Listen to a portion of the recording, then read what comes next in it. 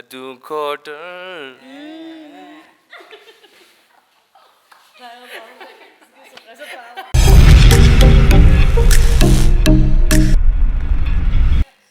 barnaamijkii waa kuma fanaankaagu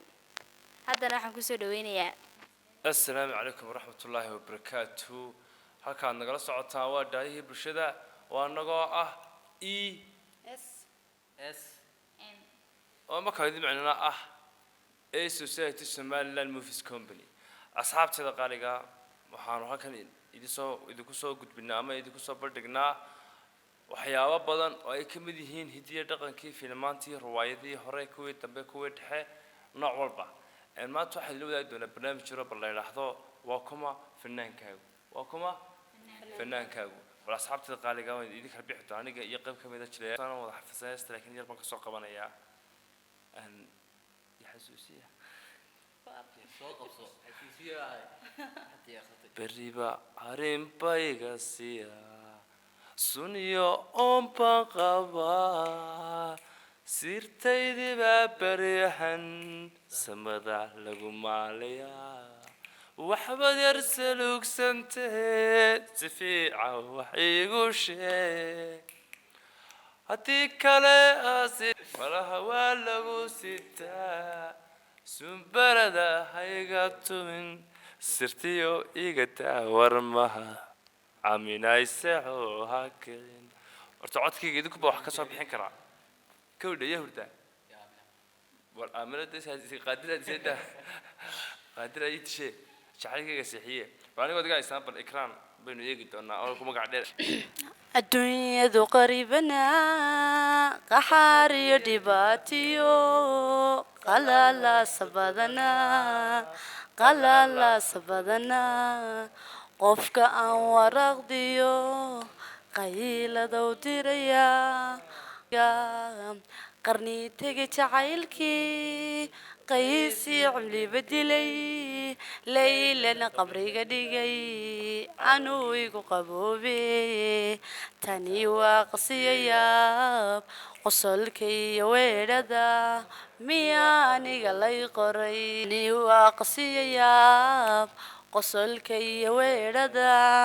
miya aniga lay qoray qufaaciyo jacaylkaba lama qarin karaayo waa qooma miiciin ilayn ii qoray niida madowgiyo mugdiga baa la dhalato ma dhammaysta aadmigu intuu midho abuurte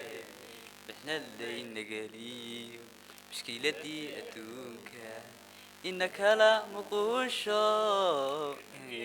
moose dabacsanida hadalkiyo deganaantu inan yahay waa waxa dareenkiyo naftada macageliyeen kaga doorta qayrka dugsi dhaxanta celiyo dawadayda inaad tahay adigoo daldheer jiran halkan ka dareema